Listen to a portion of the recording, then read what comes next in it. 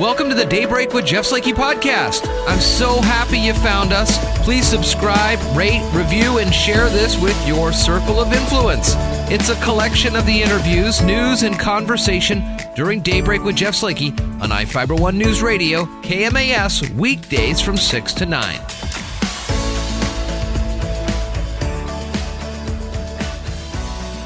Well, it's Friday morning, and good morning to you. Spencer, how are you doing, man? Hey, I'm all right. TGIF. What's going on? You got that right. Well, coming up today, we have lots of good conversations on. First off, in this half hour, Dr. Apostle talks about the Shelton schools and COVID. And then also during the Focus on Shelton, presented by our Community Credit Union, City Manager Jeff Niten and Deputy Mayor Deidre Peterson talk about next year's city budget. And in the second half of the hour, Jamie Mell swings in for some riveting radio real estate from John L. Scott in Shelton. We are definitely, we're less than a week now from Thanksgiving, and I think a lot of folks are getting things ready to go, and they're going to make the best of it as they can. Lots of folks may be doing some pre-work this weekend. Any chance to get outside and do anything? How's the weather look? The weather's going to be rainy today, but it's going to taper off probably by early afternoon. So a few showers, but down to almost none by 2 or 3 o'clock today, I think. Mason County Public Health notified of 13 additional Mason County residents testing positive for COVID-19, bringing the total now to 701 positive cases in the county. Unfortunately, also notification of an additional COVID-19 related death of a Mason County resident. Our thoughts, the county's thoughts, are with that family during this time. There are 2 hospitalized still within Mason County, 2 hospitalized outside of Mason County. Active cases are 63. There's been 96 cases in the last 14 days. And the rate per 100,000 is 148. So I got an email back from Dave Wyndham, director for Mason County Community Services and the health director, to kind of explain that better to me. And it's tough because we live in a county where there's 60,000 people. So the rate, there's a lot of kind of math involved. Mm-hmm. But what they basically mean, and they game this out to a 100,000 rate, is that they say per 100,000 people, we could expect to see 148 infections over a 2-week period. So it's able to get to that 100,000 mark. It's able to really kind of put us, it's able to get us in line with the other counties to understand the numbers better, I guess. Right, sure. And they do get complicated. It's good that you explain that. The Washington State Department of Health reported 1,987 new COVID-19 cases and 11 new deaths, while health officials and doctors continued to urge people not to have Thanksgiving gatherings. The update brings the total number of deaths due to the coronavirus to 2,603 statewide, with 137,411 cases. Seattle Times is reporting that 9,673 people have been hospitalized in the state due to the virus. 31 new hospitalizations since Wednesday, according to state officials. A new virus outbreak is also happening at a long-term care facility in Yakima, where officials say 50 people have been infected and 4 people have died. Washington Governor Jay Inslee announcing a new cap on fees charged to restaurants by third-party delivery platforms like DoorDash or Grubhub. Proclamation caps delivery fees at 15% and total fees at 18% of purchase price of an order. Takes effect next Wednesday. The announcement comes following Inslee's imposing new restrictions in response to COVID-19, including banning indoor dining. That's probably a good idea. I think, are people gouging the restaurants on that? It seems like there could be some. We haven't done any since we've lived here in Washington State. We did it a couple times in California, but I know people that routinely, at another job I had, would routinely order from these DoorDashes and Grubhubs, and they'd order from a McDonald's for the convenience, and that $4 value meal ended up costing like $14 by the time they got it. I'm thinking you could go to a restaurant and eat for that price. So there are a lot of fees and things involved in those. It's almost like a payday lender rate there, from $4 to $14. It's just, and sometimes they run promo. That may be an exaggeration, but not by much. But people would order a sandwich from Subway or something if they would deliver from there, and it would just be like twice. 2 people could eat for the price of one, but you're paying for the convenience of, getting a Subway bag delivered to your place of work if you can't run out for lunch and stuff. I guess that's where they get you. It is more important than ever to schedule your flu vaccination. You know, I'm not much of a flu shot guy myself, but we got ours the other day. Free curbside flu vaccinations are now available outside the MGH Anticoagulation Clinic on North 13th Loop Road in Shelton. Now through Friday, December 11th, community members can reserve an appointment by calling 360-432-3263 for a flu vaccination, and then drive to the parking lot of the Anticoagulation Clinic, formerly known as the MGH Surgery Clinic. The clinic's located near the Maple Glen Senior Living Facility. Patients and community members are also welcome to reach out to their regular healthcare provider to schedule a flu vaccination at any Mason Health clinic. Well, moving to sports, Russell Wilson on a game heard here last night rebounded from his worst performance of the season to throw for 2 touchdowns, and the Hawks moved back on top of the NFC West with a 28-21 win over the Cardinals. Wilson flawless, erasing the mistakes from the past couple of weeks when Seattle dropped 3 of 4. Now, for a few days, Seattle will be back on top alone until the Rams play on Monday night against Tampa Bay. Kyler Murray, 29 for 42, 269 yards for 2 touchdowns, but Seattle was able to sack that quarterback 3 times. The other storyline coming out of that game last night, we have come to find out that no longer, or moving forward, it's going to be called the Clink CenturyLink Field, as it has been renamed to Lumen Field, and they're going to start making those changes here over the next couple of weeks. Wow. Lumen Field, following a September 2020 reband to Lumen Technologies. I mean, we all knew that the naming rights for the field were up. Jeff Slakey Field got outbid. You know, it was close, though. I thought I put a good faith effort in there, but oh well. You tried. Maybe next time. Lumen's not going to be there for very long. Maybe next time. I'll start saving my money for the next one. We've got more Seahawks for you coming up. They've got next week off. They're going to play on Monday the 30th against the Eagles of Philadelphia. Again, coming up today on the first half hour of the show, lots of conversations. So Dr. Apostle from the Shelton School District, also City Manager Jeff Niten and Deputy Mayor Deidre Peterson from the City of Shelton. And in the second half of the show, we'll have Jamie Mell swing by for some riveting radio real estate. It's all coming up here on Daybreak. From the iFiber One News Radio studios, you're listening to Daybreak. This is Steve Kramer from Kramer Tackle with this week's fishing report. Late buck modern firearm season is open this Thursday, Friday, Saturday, Sunday. We finally have some weather, so I expect quite a few deer to be hitting the ground. I've seen some big bucks still chasing does up until a couple days ago. So if you can, get out there, hit some thick stuff, or glass some clear cuts. You'll probably find some deer. Another fun option for this weekend is duck hunting. It's been pretty consistent with these storms we've had. It's blown some good ducks down. I was down in Grays Harbor, and I hammered some pretty good greenheads last week. When it comes to fishing, there's not much going on. Most of the rivers are completely punched out. Guys are fishing at Kennedy Creek and Perry Creek, and they're getting some jump salmon, but most fish are getting pretty colored up. So if you can, please take a kid fishing and make sure you check out the recreations page at ifiber1.com, and don't forget my site, kramertackleandguide.com. This has been Steve Kramer. Thanks for listening, and good fishing. You're listening to Daybreak on iFiber One News Radio.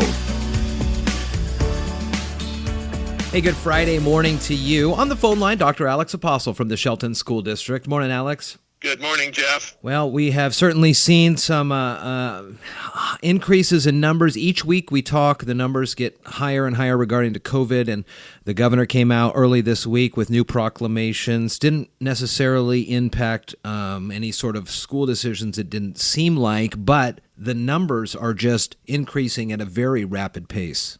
Yeah, they are increasing all around us. We're not as bad as some, but they are increasing. And it's a real serious situation across the country for sure. But we're carrying on with our current program and our current direction, where we're dealing with students in small groups. And we have a date of Monday, January 25th, where we will bring in, if everything is right, We will bring in our pre-K kids and our kindergarten and first grade. And depending how things are on Monday the 25th or how things are moving forward in January, we could try to increase the number of students that we're going to bring back in face-to-face instruction. But again, that date, as I've mentioned in school board meetings, is fluid, depending on circumstances in January. Across the country, things are changing rapidly. New York just shut down. They were in-person learning for a majority of kids, some 300,000 kids in the New York public school system there. And now parents, from yesterday to today, now have to make some serious decisions. What are they going to do with their kids? How are you putting those types of issues into making these plans up? Well, we definitely have to consider families and parents when we make decisions, and that's why it's really important to give parents time to adjust if we can. Unless you have a complete crisis, then you're going to have to do what you need to do. But our plan is to do everything we can to let parents and families know ahead of time, in advance of any changes that we might make. The only thing that I'm worried about right now, I've got more than just one thing to worry about, but I want to try to get as many kids back as possible, and we might take a look at how many kids are in real need beyond what we're serving right now, and depending again on where we are with COVID, I'd like to see maybe more kids try to come back in our small groups. But right now, I've given the direction not to add any students to those small groups based on where COVID is. So we're going to really think things through here in the next week or so, and even beyond Thanksgiving, and see if we can do something to help additional students that might be having difficulty. So it's complex because, we have our staff to be concerned about also. What would you say to the families this Thanksgiving? Next week is Thanksgiving, and there's a lot of real heavy conversations going on right now about what to do. Yeah. Well, first of all, I'd like to wish all of our families happy Thanksgiving. It's a very important holiday to give thanks for what we have. But at the same time, I think if parents and families can not invite a great number of people into their homes for Thanksgiving and observe safety protocols, I think that would help us in the long run to get through the holidays so that we can bring our kids back sooner to school. And I, like everybody else, you want to see your family members and your friends during the holidays, but this is a temporary situation, as we all know. It is temporary. Things are going to get better, but we need to really observe what the governor and what people are telling us, to really be careful in terms of the people that we bring into our homes. And because if we're not, we're going to make things worse. Yeah, and that's the important issue there. It seems like this next week is key for a lot of things moving forward to see where the numbers lie. It is a unique, and hopefully this is the only time we'll have to do this, at least in relation to COVID-19. The vaccination information we're getting seems very promising, and I had heard reports too that there may be some talk, if the doses are able to get out there in a high enough quantity, that teachers could be perhaps moved into a different phase than they are at right now. Are you monitoring those types of things as well? Oh, absolutely. I was listening to President-elect Biden, and he was saying that because of issues with transition, there could be a 2-month delay with vaccines coming out to the public. And then I hear that, drug companies are saying that they feel that they can get something to us before Christmas. So there's a lot of different information floating around right now, but it's very positive that we're coming up with a possible vaccine, And of course, our teachers and our educators should be considered as frontliners, because they are, and they should be given the opportunity to get the vaccine. Dr. Alex Apostle from the Shelton School District. We'll put a pause on this, and we'll skip next week because it'll be Thanksgiving. So you have a great, happy Thanksgiving with you and your wife and everybody who you may see over Zoom video conference or however you're going to do it. It'll be a very small Thanksgiving for us. Yeah, so, that's about right, too. I just want to, again, wish our families and our friends a very happy Thanksgiving, a very safe one. And Jeff will be back at it here after the Thanksgiving break. Yeah, I think unless anything major happens, we'll take next week off and come back into December. Wonderful. All right. Thank you very much, Jeff. Have a good one, Alex. Take care. Bye. From the iFiber One News Radio Studios, you're listening to Daybreak. Well, good morning, everybody. Jeff Slakey and Spencer Hughes here on the Daybreak Show. It's time for us to focus on Shelton. I do want to make a note before we start this broadcast for those watching the interview here today. We taped this on Monday before the current slate of proclamations by the governor was put into order. That's why we're still here. We are making changes to this, and will probably be one of the last times we have people in studio. Just like pumpkin spice, eggnog, and peppermint, holiday quick bucks are back, so stop by our community credit union for a limited time and check with them for details. Deputy Mayor Deidre Peterson and City of Shelton City Manager Jeff Niten in with me today. Good morning to you both. How you doing? Good morning. Good morning. Doing great. As I mentioned, this is the week where we heard a lot more offerings from the governor and related to coronavirus, and it is going to put an impact into Shelton. And we're talking today about the budget, and I know over the months that we talk, you guys aren't really necessarily even seeing a lot of the dollars and the trends until months after things have happened as you look to make your 2021 budget. Mm-hmm. How are you even able to start at this process with so much up in the air?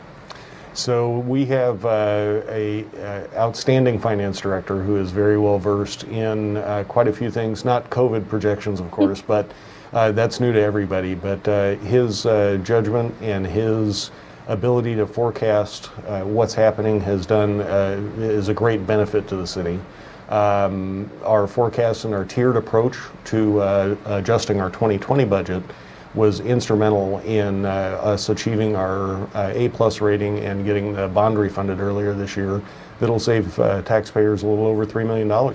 That's great. And shave about 7 years off of payments. Yes. Even better. Yes. That's really great. Yeah.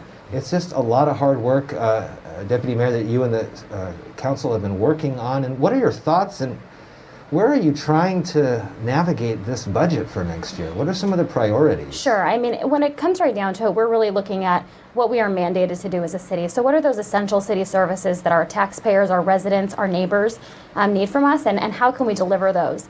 And so we were really blessed this year that early on, as the economy began to change and we began to respond to the pandemic, the staff and worked really closely with council to look at what changes do we need to make along the way so that we are ready to respond quickly and be able to have some flexibility in looking ahead. So part of that was the elimination of 5 FTEs out of the budget.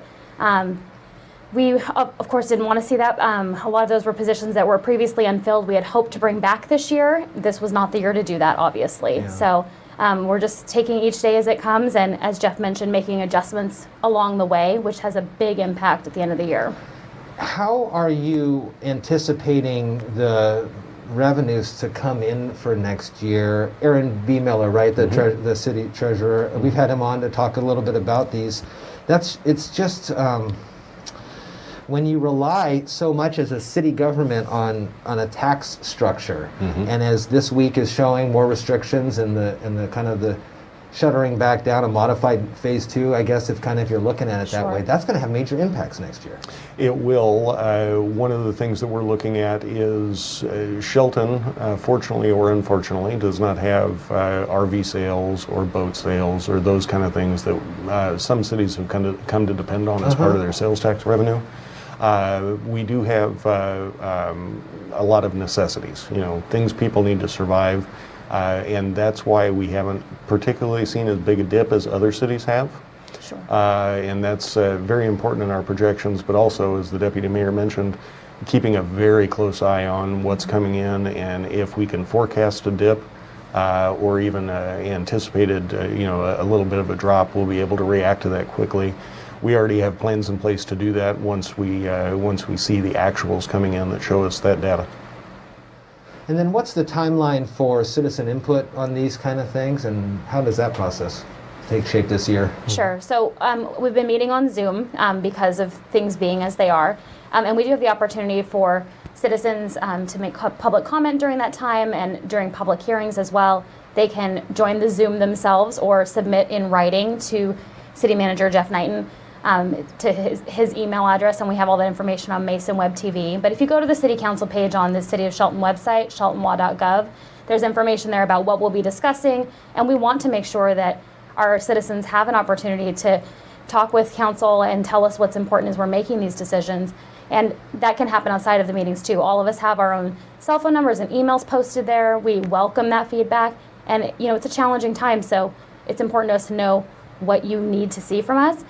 And hopefully we're doing a good job of explaining how we're being good stewards of taxpayer dollars, right? That's really our job, to make sure that the city is serving us and doing so in the most financially responsible way possible and being transparent in that process. We've talked a little bit about, over this last couple of months, ways that different departments have been able to find monies and work better the way they've been doing things. Have you seen or noticed any silver linings that you want to pass along? Something where an industry that may have been on the teeter that last year is somehow flourishing this year, or just other ways that there's got to be some silver lining stories to share. There's got to be. Well, obviously, my day job is at the Chamber of Commerce, and so I see a little bit of the community side of that with different industries, and folks are being really affected differently by it. Some are really struggling, and others are finding opportunities to create new products, deliver their services in new ways. Obviously, with people being home, they're doing a lot more home improvements and things, and so we're seeing that kind of pride of place, pride of community, which is fantastic to see. But more than anything, I think people are watching out for each other. They realize this is a tough time, and it's going to be a little easier on everyone if we can all kind of shoulder the burden together and help moving forward. Yeah, for sure. We're all in this together, and the community is really trying as best it can to rally together and make the best of a terrible situation as we get to the end of the year. The Focus on Shelton this week and every week is brought to you by our Community Credit Union, where holiday quick bucks are back. Deputy Mayor Deidre Peterson, Shelton City Manager Jeff Niten, good to see you guys. Thanks so much. Thank you for coming in. Good to see you. Thanks for having us in. iFiber One News Radio, 1030 KMAS and FM 103.3 presents Daybreak. Well, good morning, everybody. Jeff Slakey and Spencer Hughes here on the Daybreak Show via Zoom video conference. We're talking with Jamie Mell from John L. Scott in Shelton. Jamie, how are you doing? I'm doing well. How are you? I'm well, and I'm just continuing to keep an eye on the housing market as we get ready for our conversations here. I was watching the news the other day, and something we've talked about off and on over the couple of years really is the attractiveness for folks for land. You can buy land and then build your dream home on it, but land is becoming more and more hard to come by, and the prices continue to go up and up as well. And this is still across the board. We're looking that we're in the middle of a COVID crisis, and it's so mind-boggling to me because the stock market continues to go gangbusters, and the housing market continues to go gangbusters, and it's got to keep you pretty busy. It's keeping us all busy. Yeah, real estate is still just going very strong. And like you said, the vacant land sales are going gangbusters. The housing shortage, the inventory shortage that we're seeing, it's just really pushing people to build their homes. It seems too that more and more folks in urban areas are realizing the benefits of a rural lifestyle. Here in Mason County, we've got, great fiber internet access. We're an hour and a half from the mountains, from the ocean, from back up to those major urban cities if you need to. But people can get their work done now pretty much anywhere. From anywhere, yeah. And that's the one thing I think COVID has really shown everyone is that you can work from home. And Mason County has so much to offer. I mean, it's beautiful. We're seeing people, coming in from all over. the one thing that I've been noticing personally with some of the sales that I've had recently, we have a huge employment group up at the local prison, right? Yeah. Yeah. And the majority of those people live out of our county. And so they're traveling every day. They're, the late night shifts, they're having to leave Mason County and going all the way up to Pierce County. So again, we have employment happening here, but those people aren't living in our community. So seeing a lot of that happening, people coming in with larger down payments, winning the bids on things. And that's really kind of, you have got to be hitting the ground running if you find a place that is attractive to you, because if it, I don't know, you're looking at the photos and there's 30 photos, you get to number 20, you like the place, you probably should start sending an email even before you get need through to be moving. Yeah. Yeah. There's no time to falter. You can't question. If you like a house, you need to get moving. You need to get in touch with your agent, view the home. And, we're seeing a lot of places that the buyers are coming in strong and they haven't even seen the property. Wow. So, yeah. You and I have a good relationship here. I understand, you're very nice and you're very friendly. And I know that's kind of the same with the other agents you have at the office. But if someone is put into a high pressure situation, to buy this house or at least look into it, folks can have a sense of a paralysis. What do you guys do? And what do you teach and tell your agents there about being the emotional support to it? This is a scary time, but we've got to do this right now because there's somebody in Des Moines that's going to push a button. We're going to get an email. Definitely.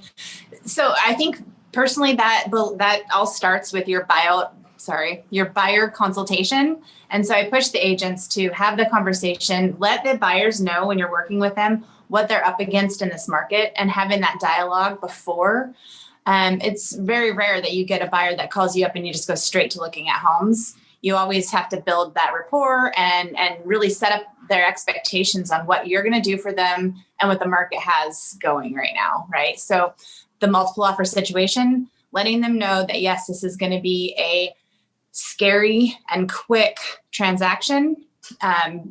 You have to build the trust with them, because obviously they're not going to, hey, you need to do this, this, and this, and they're going to be scared. So you have to build that trust with them first, and then just walk them through it. And once you have the trust, they're going to take your advice, and hopefully they're going to have a home to move into.